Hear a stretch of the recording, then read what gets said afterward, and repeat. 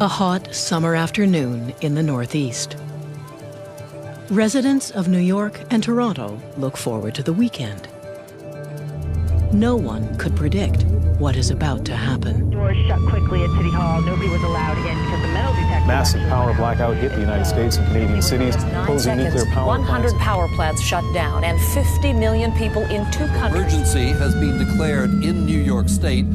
Mayor Bloomberg of New York City... In a matter of seconds, 50 million people simply fall off the grid. Phone lines and water systems fail, and thousands of people are trapped in elevators and subways. People start to panic, like we couldn't breathe. It'll be okay, honey. It'll be all right. It is August 14th, 2003, and the largest blackout in North American history causes $6 billion in damages. The official cause? Overgrown trees on power lines. But there's more to this story than troublesome trees. Just 3 days earlier, on August 11th, someone, somewhere, released one of the most damaging computer viruses ever written. Blaster.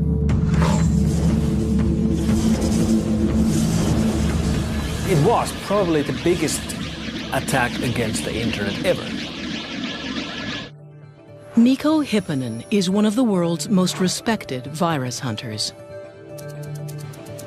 It is here, at F-Secure, an antivirus lab based in Helsinki, that he and his team first identify Blaster when it hits the internet. What astonishes Mikko is the impact the virus has on the physical world. Blaster was the first worm that really showed that an attack like this can affect society and the normal life. Air Canada passengers were frustrated by long check-in lineups today after a virus overwhelmed some of the airline's computer networks. As Blaster explodes across the net, Air Canada's check-in system shudders to a halt. And 3,000 kilometers south, Amtrak and CSX railroad services are disrupted, delaying train routes in 23 states. We saw planes stopping and trains stopping and boats stopping. We saw infections with military installations. And then, of course, 3 days later, there was the US blackout. Did a computer virus somehow contribute to this?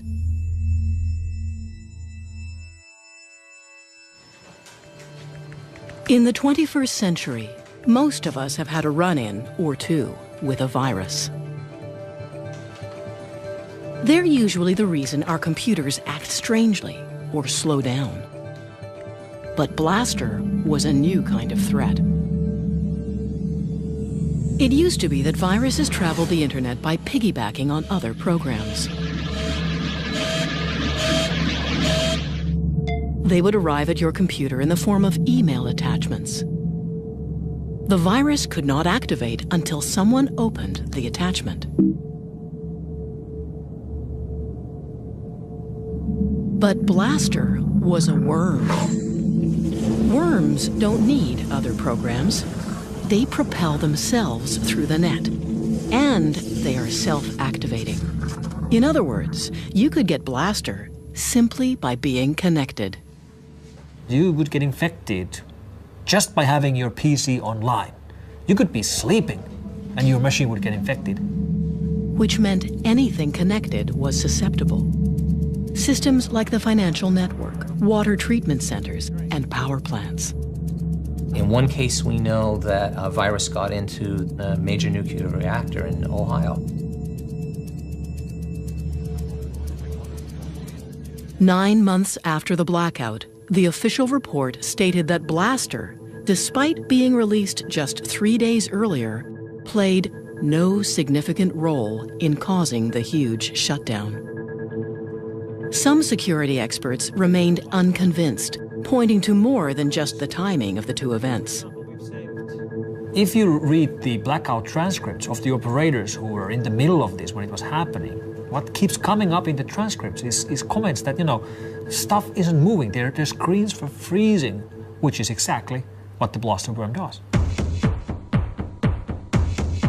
Whether the Blaster virus caused the 2003 blackout remains a contentious issue. But after Blaster, no one doubted that online viruses could cause real-world damage.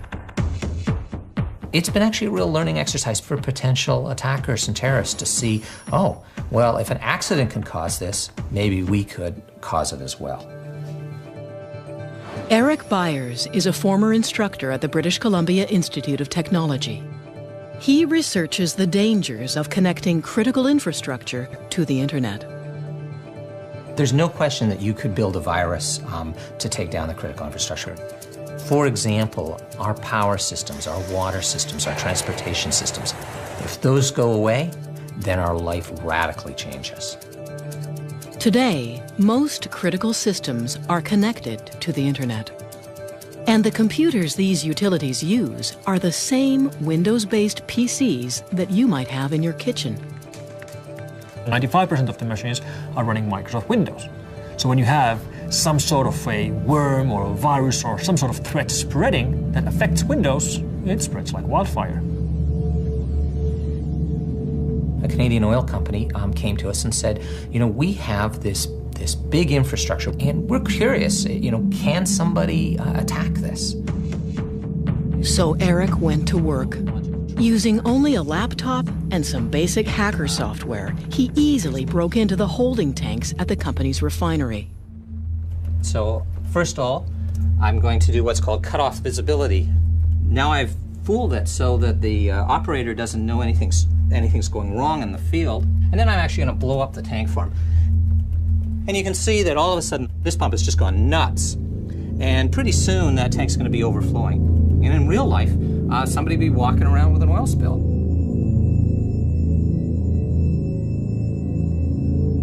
I wish that I could say, nope, all our critical infrastructure is secure, but it's not.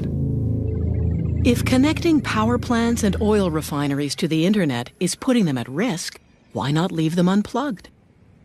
For business reasons, for business efficiency. Mary Kerwin is a security consultant and a columnist for the Globe and Mail. One executive interviewed said that he thought it was fine, it was worth taking the risk, so they'd have an edge on the competition by having these open and secure hookups between the utilities and the corporate network. The problem is, the internet was never designed to be secure. It was never actually built to do a lot of the things we're using it for right now. It was not meant to be an engine of commerce. It was not meant to hold your banking information. In the late 1960s, researchers began developing a network that could share information between computers. In the 90s, it went public and exploded. It was no longer just a handful of scientists on the internet, it was now anyone with a modem. When you have 25 people on a network, you can be pretty sure they're going to play well. But when you have a million people on a network, you can be pretty sure that somebody is not playing fair. There are no secure computers. There are no secure networks. Amit Yoran is the former director of cybersecurity within the U.S. Department of Homeland Security.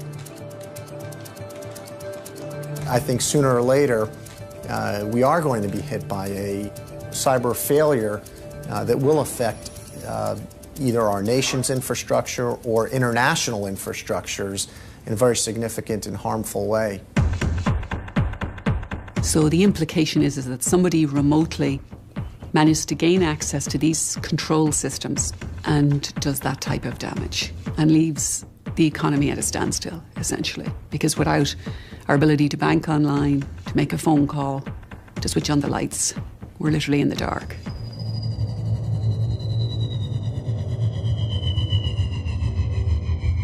Like most viruses, Blaster had no specific target.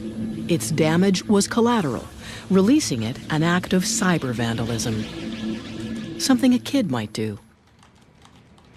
Most of the time when these guys get grabbed, if and when they get grabbed, it was just for sport or their pals, or they were sitting in their schoolroom in Germany and somebody annoyed them, so they decided to play a game and write viruses or whatever. So usually they have, particularly the kids, they have no clue of what they're doing, and that's why they can be very dangerous. They're called hackers. Some would say they're nothing more than hobbyists, kids mostly. But hackers grow up too. We are the people that are behind the scenes of everything that you take for granted on the internet. It's us. There are three types. The white hats are the good guys. They're the virus hunters or the IT people at your office. The black hats are the bad ones. The virus writers or the crooks who try to steal your credit card number online. And then, somewhere in the middle, are the gray hats. They work both sides of the street, guns for hire in a Wild West industry. Tell us who you work for, Donnie. Let's go somewhere else right now. Donnie makes his living as a professional hacker. Exactly how, he won't say. He is sometimes hired by companies to hack into their own systems. It's called penetration testing.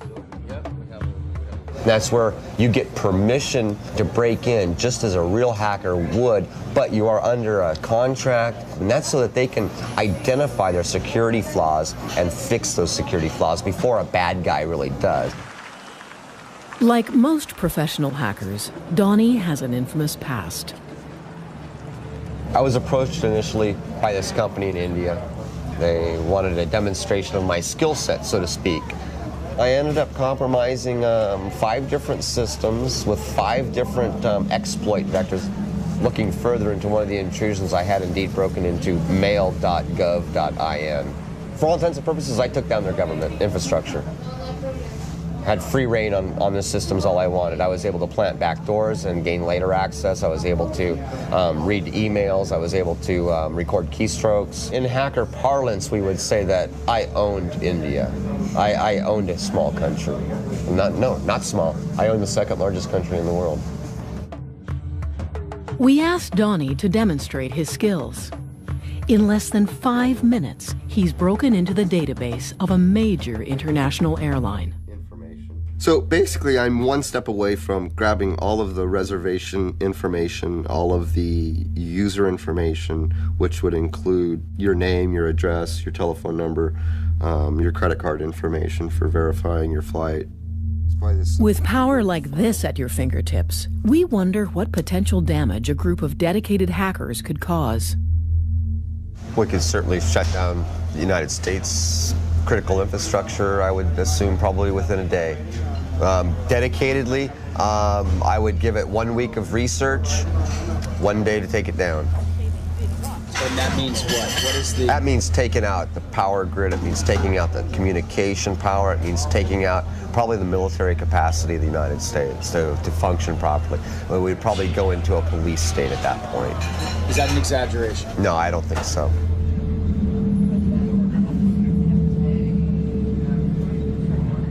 Hacking is a growth industry.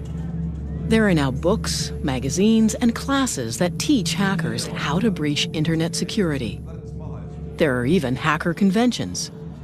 DEF CON, held every year in Las Vegas, is the largest.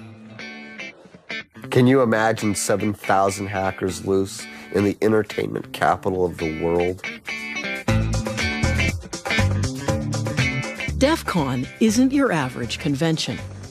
It's cash only at the door, which isn't such a bad idea.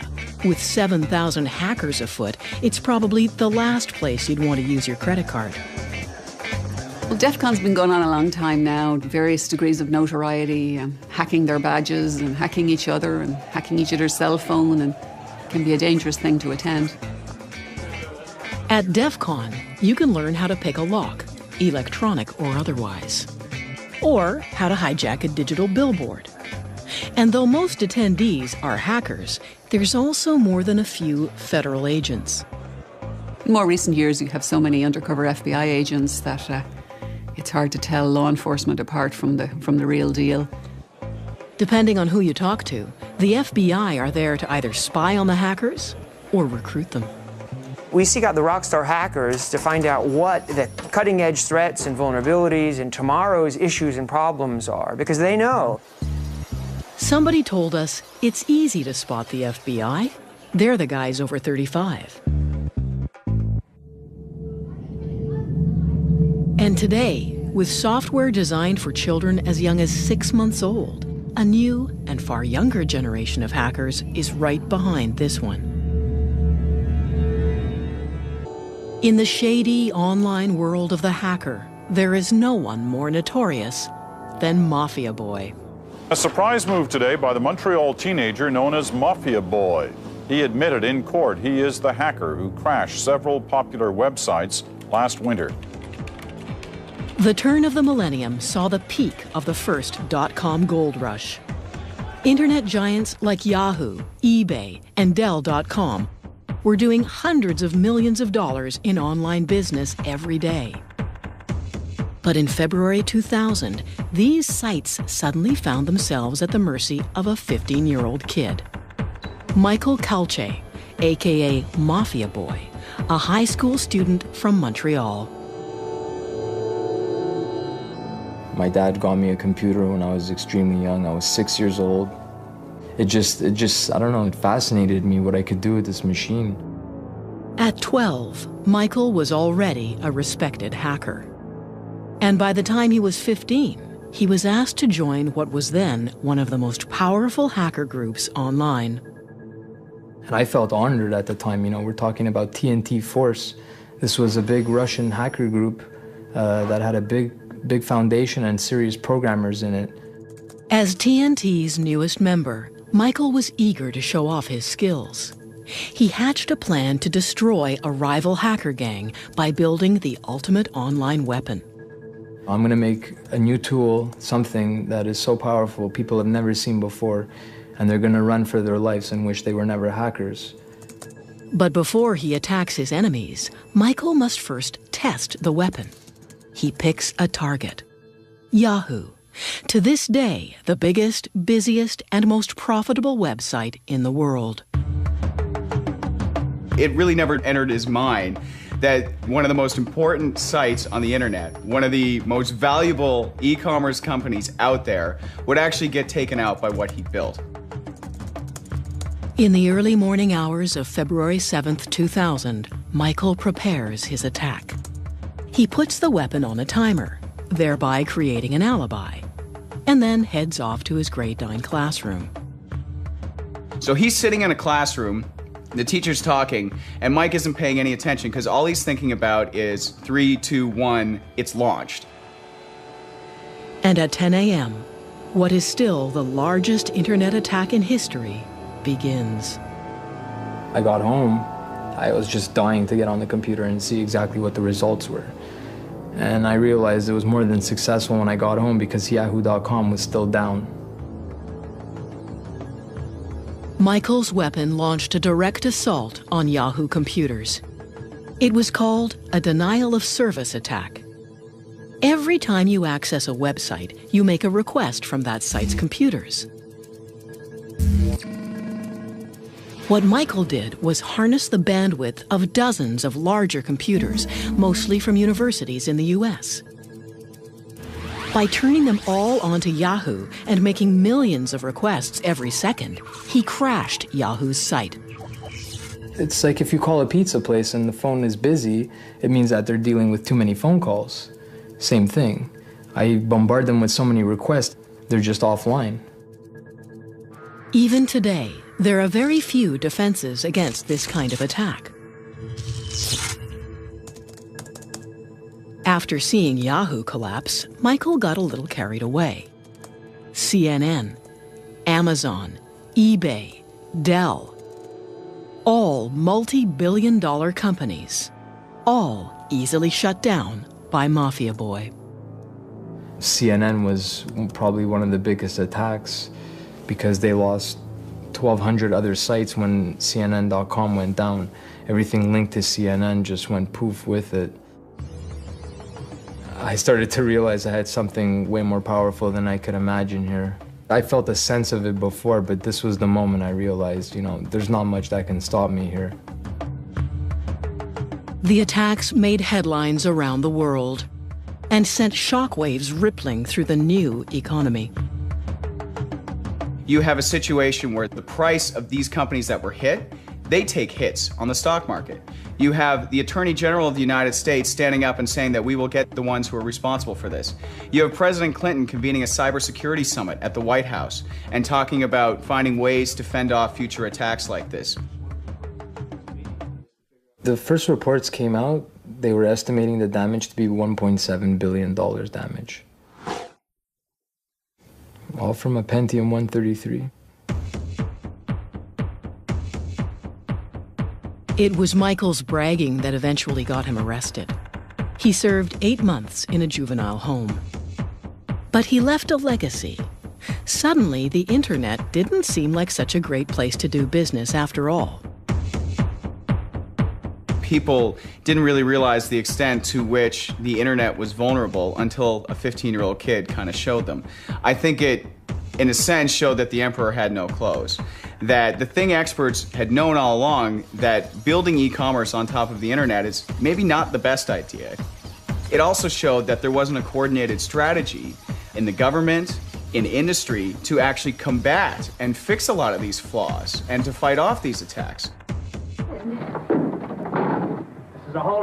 The internet has little to no law enforcement. It's simply too big, too international, and too anonymous. It's very difficult to identify who is online at any one time, where do they come from, and they can just disappear into the ether. Just take out their connection and they're gone. They're like specters, like ghosts. For the most part, black hats target one company and its ubiquitous operating system. Now, this company is looking for a little vigilante justice. Microsoft established an antivirus reward program that will pay people if they provide information on a virus writer and it leads to an arrest and conviction. It's a cash bounty. $250,000 for information leading to the arrest and conviction of anyone who has written a destructive virus. We asked Donnie if he was up for the challenge. I don't know if it's entirely possible. It's really, really hard to identify the creator of a piece of code. A piece of code can be as small as 4 lines that anybody could type out on a computer anywhere. If I were to successfully track someone down and actually be able to obtain this bounty, so to speak, $250,000 would be enough to secure my future. His target? A Microsoft Word virus. So called because it hides inside a Microsoft Word document that the author then emails across the internet.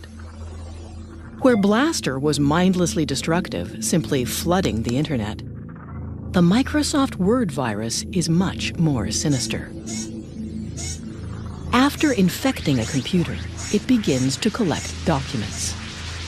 It then sends these documents back to the authors of the virus.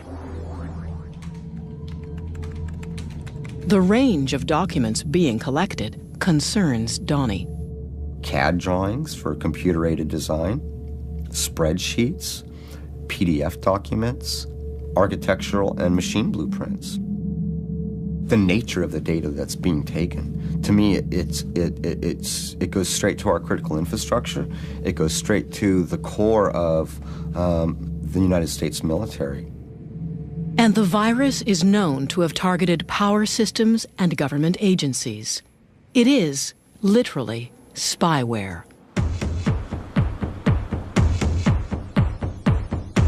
Donnie's first stop in his search for the authors is Russia, home to the blackest of the world's black hats.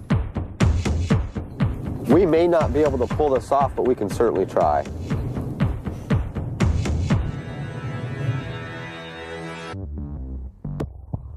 In the past few years, hackers and their viruses have evolved. Mischievous kids are no longer the main problem.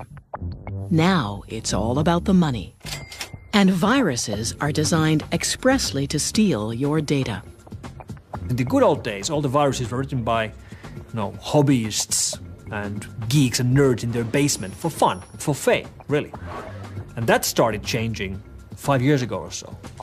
To professionals and criminals, people who do this to make money, even people who make millions. And while thieves used to break into your house, these days it's much easier for them to break into your computer. What they're looking for is personal information, credit card numbers and banking details, anything that can be sold for quick and easy cash.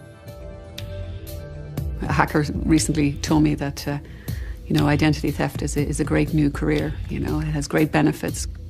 Why would you make minimum wage when you can stay in the best hotels and buy big screen TVs with somebody else's money? Today, TJX announced the theft of millions of credit card numbers and other personal customer information. In 2007, TJX, a department store giant with over 2,000 retail outlets around the world, found themselves the victim of the largest known internet theft to date. Attackers broke into their systems, probably over an insecure wireless network, and basically had the run of their network as far as we can make out for as much as 18 months, maybe even a few years, we're not entirely sure. Hackers downloaded credit card numbers, millions of them. The exact figure will probably never be known. Initial estimates of the numbers of individual credentials was around the 45-46 million mark. In more recent filings, we believe it may be as much as 94 million. And credit cards aren't the only thing thieves took. Initially, we thought it was just credit card, bank card details. Over time, we discovered there were driver's licenses as well, which is much more significant. You're getting into pieces of identification that can really allow identity thieves to build identities from the ground up. The thieves were able to break into the system by using a hacker trick called war driving. Basically driving around with a laptop and a homemade antenna, often just an empty Pringles chip can covered in tinfoil. Hackers use this antenna to search for unprotected wireless connections. Once they find one, they break in and steal everything on your computer. I've known people who remain nameless who do this for fun, and what they're doing is trying to spot open wireless connections. And they will show you sometimes on their computers the number of, in some cases, Fortune 500 companies perhaps that may have open network connections. Finding open connections isn't difficult. Nowadays, they're almost everywhere. I've seen it in banks, at the airport all the time. You'll see the ticket counter have an open wireless port. Which makes catching the thieves almost impossible. Because they're wireless, the hackers are constantly in motion. The only way to catch one is in the act itself. Lowe's is a large retailer of building supplies with huge mega stores all over mostly the United States. And they recognized that somebody was hacking into their system. So they called in the FBI, who deployed a couple dozen agents in a store in Southfield, Michigan. And the agents, were so unaware of what was actually happening, they thought that somebody was walking into the store and plugging into a network connection in the wall. But an agent on the roof noticed that there was a beat-up old car in the parking lot with a Pringles can covered with tinfoil. And they said, maybe we should investigate that. And sure enough, the driver of the car was hacking into Lowe's in order to steal credit card information, which was then to be sold to Russian mafia in Detroit. Donnie shows us how quick and easy war driving is. In the past 5 minutes, the bell has gone off, looks like about 64 times. And what does that mean? 65. That means that we found an access point. So I'm connected to somebody's wireless right now. If we were, let's say, someone with malicious intent, now I'd be able to go to, whatever website or send emails so we can see that. Leaving your wireless open is just another avenue of attack that a hacker could use. War driving isn't the only easy-to-learn hacker trick. Nowadays, the internet is bursting with hacker toolkits. These kits are essentially highly developed and highly illegal bundles of programs that allow even the beginner to become a junior cyber thief. If you're looking for Hackers Toolkit, you can just download them off the web. There's lots of them out there. They're easy to find. Most of them, in fact, many of the best are absolutely free. For example, there's some virus writing kits I was showing a little while ago. You basically select the type of virus you want to write, and it builds a virus. Nowadays, you don't need much skill to become a cyber criminal. You just need the software. I don't think that it's ever been easier to launch an attack that can cause damage or that can steal sensitive information. It's a Google search away. It doesn't make that person a hacker, but it certainly makes them dangerous. With the abundance of toolkits, you'd think you'd hear about cyber attacks more often. But some companies choose to keep that information to themselves. If you have a cyber incident, traditional best practice is cover it up, right? Don't tell anybody about it. Currently, there are few laws that force companies to disclose cybercriminal activity, and most organizations aren't that eager to make their customers nervous. They don't want their customers to know that 10 million credit card numbers got stolen. They don't want to have to disclose that. They don't want their stock price to take the hit. It's important for security researchers out there to be able to share data and to see how attacks are evolving. But if companies won't even admit they've been attacked, let alone show how it happened, how are we supposed to get better? It's a real problem. Once thieves have your information, they sell it to the highest bidder, often advertising it in a thriving online black market. That's the biggest development in internet security in the last 2.5 years. Has been the advent of markets for identities. In the black market, working credit card numbers go for as little as $1 each. There's sampling, just like there's in the drug trade, where they'll give you 10 to test, and then you test them. Oh, they're all good. I could actually get money out of them or buy something with them. And full identities, which can include social insurance numbers and addresses, sell for as little as $5. There's been cases where kids have made up to $150,000 in 6 months from various types of credit card fraud and phishing schemes and have gone on a spree of electronics buying. In the past few years, cybercrime has exploded. Some reports put it on a par with the drug trade. And a 2006 survey found it was more costly to businesses than conventional crime. And most of it comes from one place. When you think today about, what's this sort of country of hacking right now, I think most experts would point to Russia. A few years ago, the Russian mob, sensing a unique opportunity, went online. And why not? It was less risky than traditional crime, and the internet allowed the mobsters to go international. All they needed was a few programmers. You have actual organized crime in Russia recruiting promising young programmers and other technical people to work in a cybercrime syndicate. These Russian syndicates are responsible for the bulk of viruses and hacker exploits released onto the internet every day. It took 20 years to go from the very first viruses to 250,000 viruses. And that's where we were in the beginning of 2007. By the end of 2007, we were already at 500,000 viruses. So we effectively doubled the amount of all of the malware in one single year. Because of this, internet security has become a booming business. In the past few years, antivirus labs have sprung up all over the world. Kaspersky in Moscow is one of the biggest. We receive over 2,000 of new viruses, trojans and worms every day to this lab. In order to provide constant and non-interrupted protection, virus analysts have to work every hour, every day of the week. We have a special name for them. They're called woodpeckers. That's because they hammer their keyboards very fast.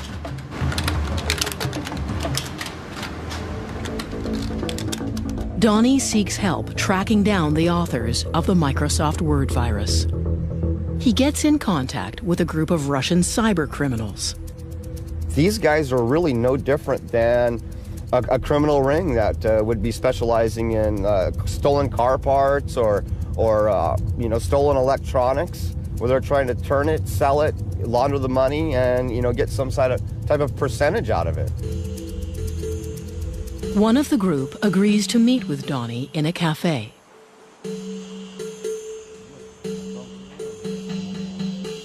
The Russian tells Donnie that he's part of a hacker crew that works primarily as carders. They steal credit card information and then sell it online. Yes, for a year or something, like we card,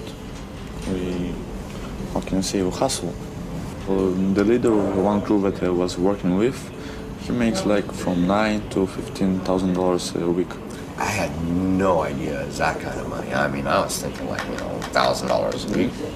Donnie then inquires about purchasing viruses that would allow him to steal information from anyone's computer. So, one of the things that I'm also interested in is Trojans and backdoors. Yes. Exactly. It gets until like $1,000 or something. Really? Yes. $1,000 for a Trojan? From 400 to 1,000. Wow, that's insane. But not all viruses have such a clear purpose. In 2007, a new type of virus appears on the internet. Stormworm. It infects without warning and seemingly without consequence. And to this day, no one knows what its purpose is. People often ask me about how do I know if I'm infected by Storm? And you really don't, because it doesn't show you any messages, it doesn't destroy anything, it doesn't play any music or anything, any of the fun stuff we used to see with old school viruses. It's really invisible. Not just invisible, but impossible to detect. This is because it's always changing. This worm keeps morphing itself. Every time you download it, you get a different copy. And if you do find it and try to remove it, the worm attacks.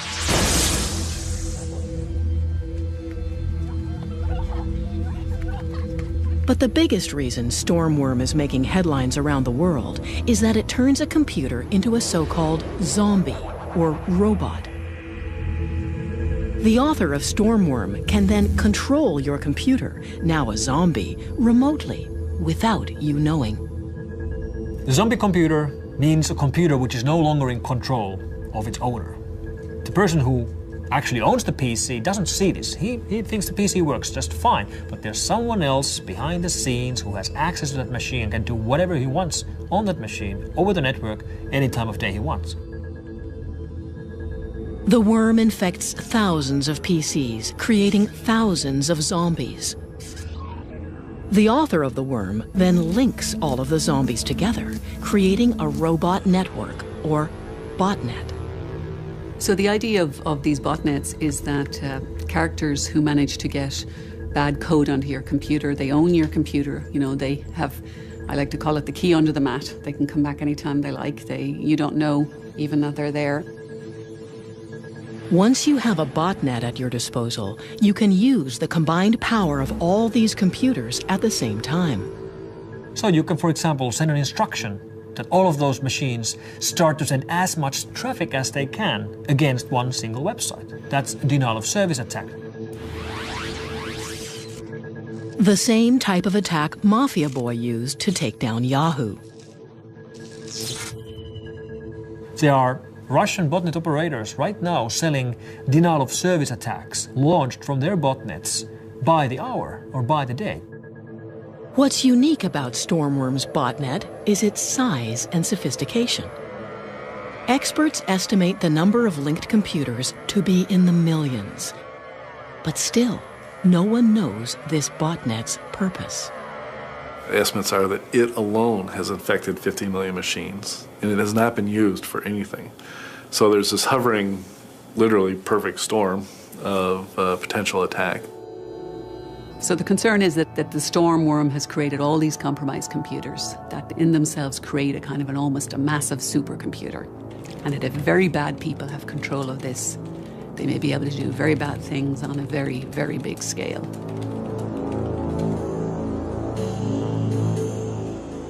Donnie continues his search for the authors of the Microsoft Word virus. He asks his source if the Russians are involved. they're getting like CAD drawings and design features from companies like that are making like missiles, that are building like subcontractors for the army. It's a hack. We don't get into it of people that do it. So I don't know nothing about it. So you don't know anything about this Microsoft Word virus? I mean, some people tell me, this stuff is coming. The Russians are using. And China is, yes, they have the technology and they have everything. So they're the most people who get into hacking stuff like this. They're going for the big things. Big things. Yes.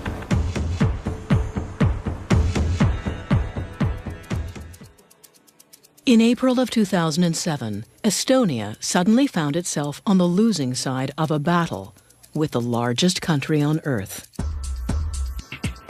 What began as a protest over Estonia's relocation of a Soviet war memorial quickly turned ugly.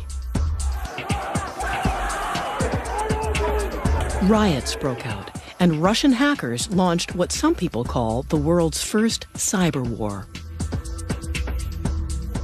What happened in Estonia was a major cyber attack. Somebody tried to harm the country, the government of the country, the financial organization of the country. Cyber warfare. It's a terrifying premise, and up until recently, mostly hypothetical.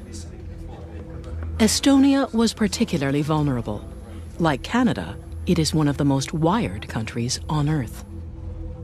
More than 78% of the Estonian citizens are doing their banking business via the internet. In a place where most people bank online, attacking the internet makes everyone a little nervous. Down to the point that people may ask, is my money still in the bank if I don't have access to my money? Within minutes, hackers shut down the banks. They also targeted broadcasters, newspapers, and government offices.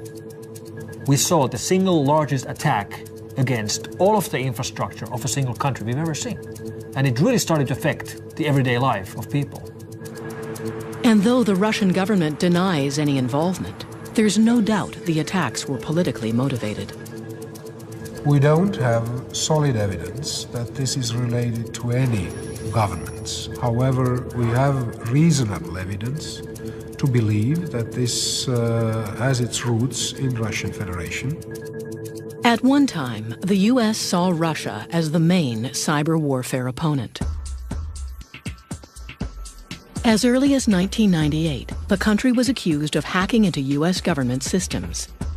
But these days, America fears a new cyber spy: China. That is the country that we're most worried about. Rick Howard is a retired lieutenant colonel of the U.S. Army. He spent the last 2 years of his career as the chief of the Army's Computer Emergency Response Team, the Cyber SWAT team of the U.S. military. China, in their own doctrine, their own military doctrine, says they'll be ready to take on the U.S. by 2025. They're not going to do that tank on tank. That's not what their plan is. Their plan is to go at us with asymmetric warfare, using the internet as part of their attack vehicle. Rick believes that Chinese hackers are currently mining U.S. government computers, using tools that are similar to the Microsoft Word virus. They steal every document on those hard drives. Every Word document, every PowerPoint document, every Excel document, and they bring them back to China. We're talking about millions of documents. Stealing national secrets over the net has replaced old-fashioned espionage. But Rick's greatest concern is that the Chinese military is training and recruiting hackers. The PLA in China recruit hackers from the Chinese population, and they train them in military information warfare tactics. They give them a regular salary so that they can go and try to penetrate U.S. government and other government institutions. In 2007, the U.S. claimed China cyber-attacked the Pentagon. The Chinese government officially denies these claims.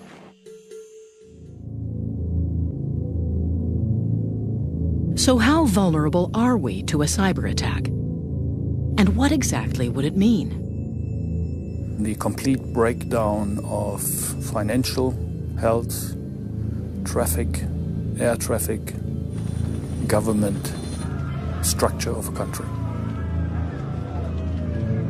You have to concern yourself with the possibility of a digital Pearl Harbor. I think there's always the possibility that a rogue terrorist group were to have a very significant denial of service attack. And if there's anything that people need to understand in cyberspace is that this is hard stuff. You have to take it serious. So if and when an attack comes, are we ready? Donnie abandons his pursuit of the Microsoft Word virus. He reasons that now it's too risky. We're not just looking at black hat hackers, we're not looking at kids, we're not looking at script kiddies, but we're really looking at a coordinated effort sponsored by the Chinese government against not only the United States, but the West in general. He's not as interested in collecting the bounty as he once was.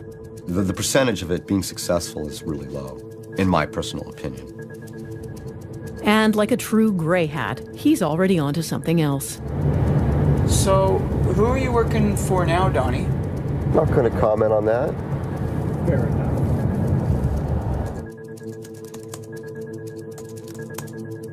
Michael Calce has written a book about his life as a notorious hacker. I couldn't stand back knowing what was going on and what's going to happen and how bad it's getting. 8 years after his attack, he says he could do it all over again if he wanted to. Because they haven't done anything about it.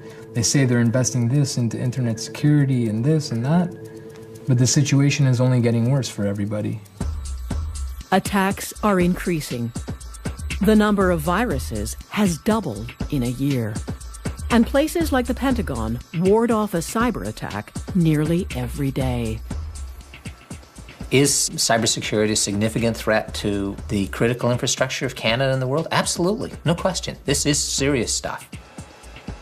It is supposed to be a little bit turbulent. It is supposed to be a little bit uncontrollable.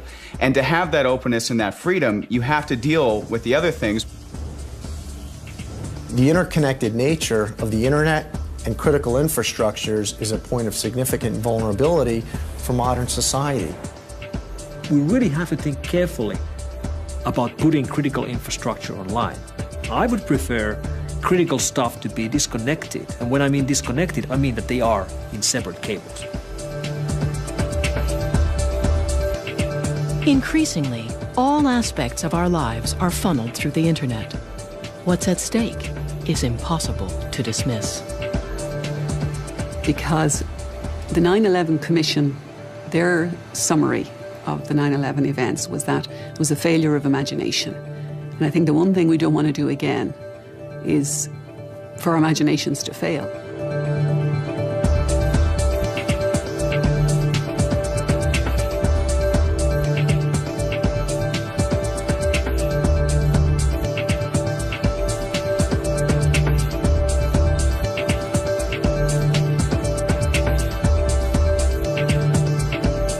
Join us next week for a documentary about terminal illness and the right to die in The Suicide Tourist next Thursday night.